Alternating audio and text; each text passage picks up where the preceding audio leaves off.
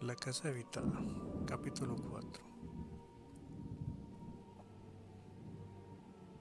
El miércoles 25 de junio de 1919, después de comunicárselo adecuadamente a Carrington Harris, quien suponía las implicaciones de lo que esperábamos encontrar, mi tío y yo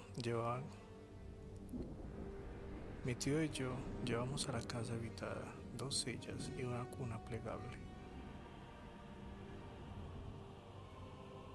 junto con algunos instrumentos científicos de mecanismos más pesados que complejos.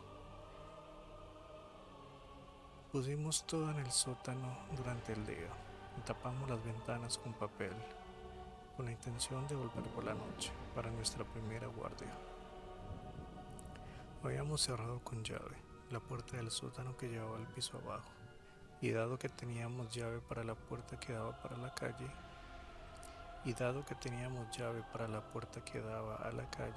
estábamos dispuestos a dejar allí los costosos y delicados aparatos, conseguidos en secreto y a un elevado precio, tantos días como fuera necesario. Nuestro plan era permanecer despiertos hasta muy tarde y vigilar luego por turno durante guardias de 2 horas. Yo me encargaría de la primera y mi tío de la segunda. El que quedara libre descansaría en el catre. La autoridad natural con que mi tío adquirió los instrumentos de los laboratorios de la Brown University y de la armería de Cranston Street, y la forma instintiva con que asumió la dirección de nuestra empresa, fue una elocuente demostración del potencial, la vitalidad y la capacidad de recuperación de un hombre de 81 años. Elihu Whipple había vivido de acuerdo con las leyes higiénicas que había predicado como médico, y no haber sido por lo que ocurrió, aún estaría entre nosotros, lleno de vigor. Solo 2 personas saben o sospechan lo que ocurrió: Carrington Harris y yo. Tuvo que contárselo a Harris, porque era el propietario de la casa y merecía saber lo que había salido de ella. Además, habíamos hablado con él antes de iniciar nuestras investigaciones, y al producirse la desaparición de mi tío, pensé que sabría comprender y ayudarme a dar las necesarias explicaciones públicas. Palideció al oírme, pero aceptó ayudarme y decidió que ya no habría peligro en alquilar la casa.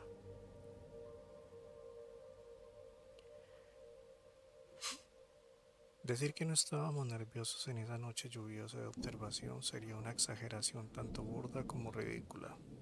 Ninguno de los dos éramos, como he dicho, supersticiosos, pero el estudio científico y la reflexión nos habían enseñado que el conocido universo de 3 dimensiones abarca una mínima parte de la sustancia y energía del cosmos total. En aquel caso, existían numerosas pruebas auténticas de la existencia de fuerzas dotadas de un gran poder y, desde el punto de vista humano, de una excepcional maldad. No sería exacto si afirmáramos que creíamos realmente en vampiros o en hombres lobo. Más bien, puede decirse que no estábamos dispuestos a negar la posibilidad de ciertas modificaciones anormales y sin clasificar de la energía vital y la materia diluida, existentes con poca frecuencia en el espacio tridimensional a causa de su más íntima relación con otras unidades especiales, pero lo suficientemente próximas a la nuestra como para manifestarse ocasionalmente en formas que, por faltarnos una perspectiva adecuada, escapan a nuestra comprensión.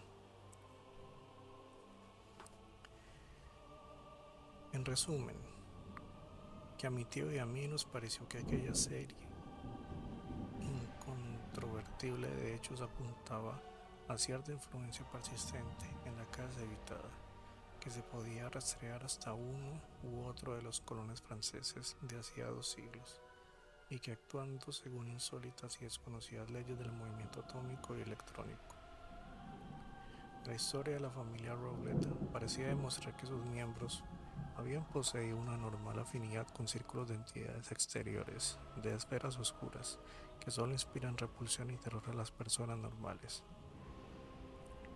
No habrían puesto en movimiento los alborotos de la década de 1730 ciertas configuraciones cinéticas en el morboso cerebro de alguno de sus miembros, especialmente en el del siniestro Paul Rowlett, que habrían sobrevivido misteriosamente los cuerpos asesinados y enterrados por el populacho y continuado funcionando en algún espacio multidimensional con las fuerzas originales impulsadas por un odio frenético de la comunidad entrometida.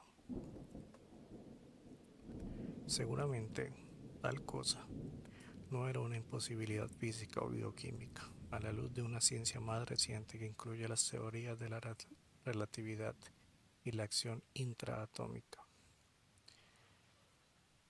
Es fácil imaginar un núcleo extraño de sustancia o energía, carente o no de forma, mantenido vivo por sustracciones imperceptibles o inmateriales de fuerza vital, o tejidos corporales y fluidos de otros seres vivos más palpables en los cuales penetra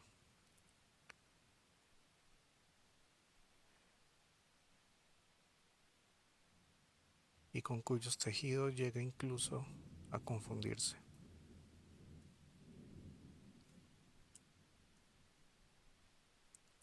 Puede ser hostil de manera activa u obedecer sencillamente a impulsos ciegos de conservación. En cualquier caso, semejante monstruo ha de ser forzosamente en nuestro esquema vital una anomalía y un intruso, y su eliminación deber primordial y su eliminación es deber primordial de todo hombre que no sea enemigo de la vida, de la salud y de la cordura del mundo. Lo que nos desconcertaba era nuestra completa ignorancia de la apariencia, bajo la cual podemos encontrar aquello que ninguna persona cuerda había visto, y pocas lo habían sentido de manera concreta. Podía ser energía pura, una forma etérea y ajena al reino de la sustancia, o podía ser parcialmente material, una masa desconocida y ambigua de plasticidad, capaz de transformarse a voluntad en una nebulosa de aproximación de un estado sólido, líquido, gaseoso o cualquier otro estado carente de partículas. La mancha antropomórfica de mohoso salitre del suelo, la configuración o silueta del amarillento vapor y la curvatura de las raíces en algunas de las antiguas leyendas tendían a confirmar por lo menos una remota y recordada conexión con la forma humana. Pero no podemos saber con certeza hasta qué punto era representativa o permanente aquella similitud.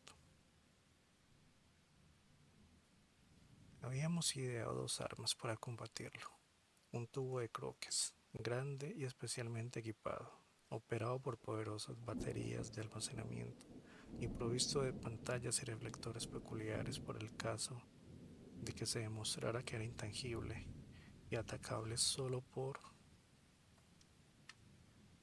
radiaciones de éter vigorosamente destructivas, y un par de lanzallamas militares como los usados en la Primera Guerra Mundial.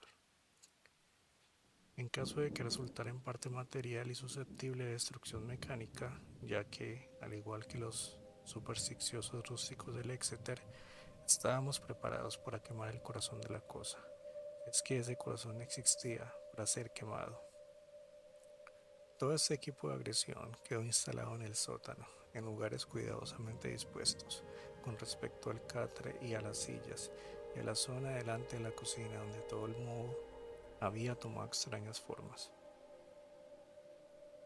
La inquietante mancha, dicha sea de paso, era solo levemente visible cuando instalamos el catre, las sillas y los instrumentos, pero que cuando regresamos por la noche para iniciar la vigilancia dudé, por un momento, haberla visto alguna vez dibujada con mayor firmeza. Pero entonces recordé las leyendas. Nuestra vigilia en la bodega comenzó a las 10 de la noche, horario de verano, y discurrió sin que el transcurso de las horas aportara ninguna novedad. El débil resplandor que se filtraba hasta el sótano procedente de las farolas de la calle azotadas por la lluvia y la tenue fosforescencia de los detestables hongos nos permitían ver la humedad de la pared de piedra. de la que había desaparecido todo vestigio de la cala original. El suelo de tierra cubierto en parte de verdín y de repulsivos hongos, los restos podridos de los que fueron mesas, banquetas y sillas, y otros muebles no identificables, los gruesos maderos del piso superior y las grandes vigas del techo, la desvencijada puerta de tablones que conducía a cuartuchos y salas situados bajo otros aposentos de la casa, las escaleras de piedra medio desmoronada con su estropeado pasamanos de madera, la tosca chimenea de ladrillos ennegrecidos, en la que unos herrumbrosos trozos de hierro recordaban que allí hubo en otros tiempos placas, morrillos y espetones, y otros utensilios de cocinero cuyos nombres han caído casi en el olvido, así como la puerta del horno de ladrillo y la pesada e intricada maquinaria destructiva que habíamos llevado. Al igual que en mis anteriores exploraciones, habíamos dejado la puerta de la calle sin llave para asegurarnos una vía directa y práctica de escape, abierta en caso de manifestaciones que fueran más allá de nuestra capacidad de hacerles frente. Pensábamos que nuestra larga presencia nocturna atraería a cualquier ente maligno que por allá se echara y que, estando preparados, podríamos eliminarlo con alguno de los medios que disponíamos. Después de haberlo reconocido y observado suficientemente, no teníamos la menor idea del tiempo que exigiría evocar y destruir aquella cosa. Sabíamos desde luego que la aventura era arriesgada, ya que no podíamos intuir la fuerza con que se manifestaría el fenómeno. Pero pensábamos que el juego valía la pena y lo emprendimos solos y sin vacilar, comprendido que buscar ayuda solo nos expondría al ridículo y tal vez condujera al fracaso de nuestros planes. Ese era nuestro estado de ánimo mientras charlábamos avanzada la noche, hasta que el aire soñoliento de mi tío me recordó que había llegado el momento de que se fuera a descansar en un par de horas. Algo así como un miedo inexplicable que me dejó frío en cuanto me senté allí, solo en las primeras horas de la madrugada. Digo solo, porque quien se sienta al lado de alguien que está dormido está realmente solo, quizás más solo de lo que él puede imaginar. Mi tío respiraba pesadamente. El rumor de la lluvia acompañaba sus aspiraciones punteadas por otro sonido de agua que goteaba en el interior de la casa, porque ésta era muy húmeda aún en tiempo seco, y con aquella tormenta parecía un pantano. Me puse a mirar detenidamente la vieja mampostería de las paredes a la luz de los hongos y de los débiles reflejos que se filtraban por las persianas. En una ocasión, cuando aquel ruido estaba a punto de hacerme perder la paciencia, abrí la puerta y miré arriba y abajo de la calle, alegrando mis ojos con cosas conocidas y también el olfato con el aire puro y saludable. Pero no sucedió nada que recompensara mi vigilancia, y bostecé repetidamente mientras la fatiga comenzaba a predominar sobre el temor. Entonces, la agitación de mi tío en un sueño atrajo mi atención. Durante la última mitad de la primera hora se había movido varias veces, intranquilo, pero ahora estaba respirando con anormal irregularidad, suspirando a veces quejosamente. Lo enfoqué con mi linterna eléctrica y lo vi con la cara vuelta hacia atrás, por lo que me levanté y crucé hasta el fondo del otro lado del catre y lo enfoqué nuevamente para ver si sufría algún dolor. Entonces vi algo que me alarmó de forma sorprendente, teniendo en cuenta su relativa nimiedad. Debió de ser, sencillamente, la asociación de una circunstancia poco frecuente con la siniestra naturaleza del lugar en que nos encontrábamos y la índole de nuestra misión, ya que la situación en sí no tenía nada de espantoso ni de anormal. Simplemente la expresión del rostro de mi tío, perturbado por sueños extraños que nuestra situación provocaba, revelaba una gran agitación y no parecía propia de él. Su expresión habitual era apacible y tranquila, mientras que ahora parecían luchar dentro de él diversas emociones. Creo que lo que me inquietó principalmente fueron esos cambios. Mi tío, mientras jadeaba y se movía con creciente inquietud y con ojos que habían empezado a abrir, no parecía uno, sino muchos hombres, y daba la curiosa sensación de que se extrañaba a sí mismo.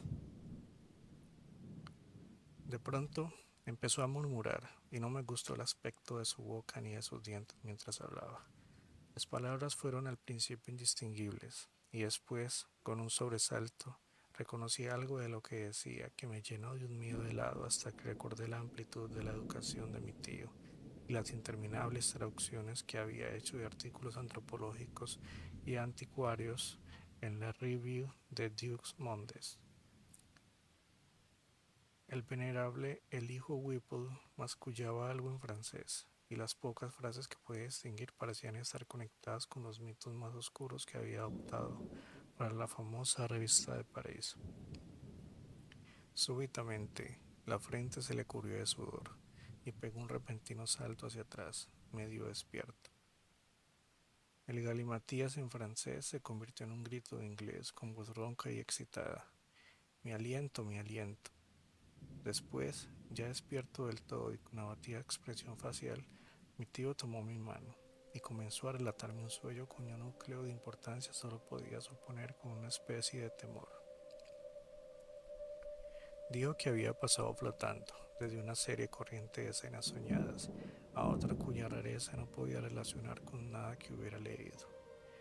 Era de este mundo y sin embargo ajeno a él, una oscura confusión geométrica en la cual podían verse elementos de cosas familiares,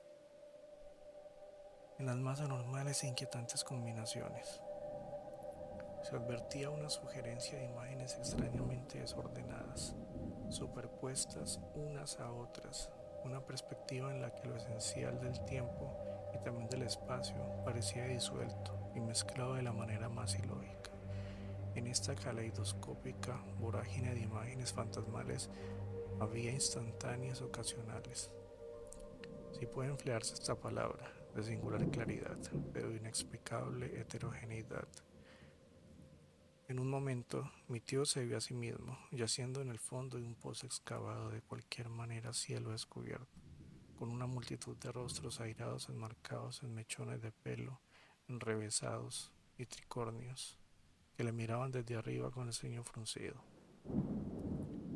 En otro momento, le pareció estar dentro de una casa aparentemente antigua, cuyos habitantes y detalles cambiaban continuamente, y no podía recordar los rostros ni los muebles, ni siquiera la habitación, dado que puertas y ventanas cambiaban de forma y posición con la misma volubilidad que los demás objetos. Lo más raro, y mi tío se refirió a ello en el tono de quien no esperaba que le crean, era que muchos de los extraños rostros que había entrevisto en sueños tenían indudablemente los rasgos de la familia Harris, y durante todo ese tiempo le agobiaba una sensación de asfixia, como si una presencia generalizada se hubiera extendido alrededor de su cuerpo y tratara de adueñarse de sus órganos vitales. Me estremecí al pensar en esas vísceras desgastadas por 81 años de trabajo continuo, luchando contra fuerzas desconocidas de las que un organismo más joven y robusto huiría con temor. Pero al cabo de un momento me dije que los sueños son solo sueños y que aquellas turbadoras visiones no eran a lo sumo más que la reacción de mi tío a las investigaciones y esperanzas que habían llenado nuestras mentes con exclusión de cualquier otra idea. De cualquier modo, la conversación pronto tendió a disipar mi sentido de la extrañeza, y con el tiempo cedí a mis bostezos y tomé mi turno para dormir. Mi tío parecía ahora muy despierto y casi le daba la bienvenida a su periodo de vigilancia, a pesar de que la pesadilla lo había despertado sin concluir sus 2 horas asignadas. El sueño me atrapó rápidamente y de inmediato me vi acosado por sueños de la más inquietante naturaleza. En mis visiones experimenté una soledad cósmica y abismal, que la hostilidad me acosaba desde todos los rincones de alguna prisión en que me hallaba encerrado. Me pareció estar atado y amordazado, atormentado por los resonantes gritos de multitudes lejanas, sedientas de mi sangre. Se me presentó el rostro de mi tío con expresión menos placentera que la que tenía cuando lo veía despierto, y recuerdo mis inútiles tentativas de gritar. No fue un reposo agradable, y por un instante no lamenté el alarido que atravesó las barreras del sueño, y me dejó en una penetrante y sorprendida vigilia, en la que cada objeto que tenía a la vista se destacaba con una nitidez y realidad más que naturales.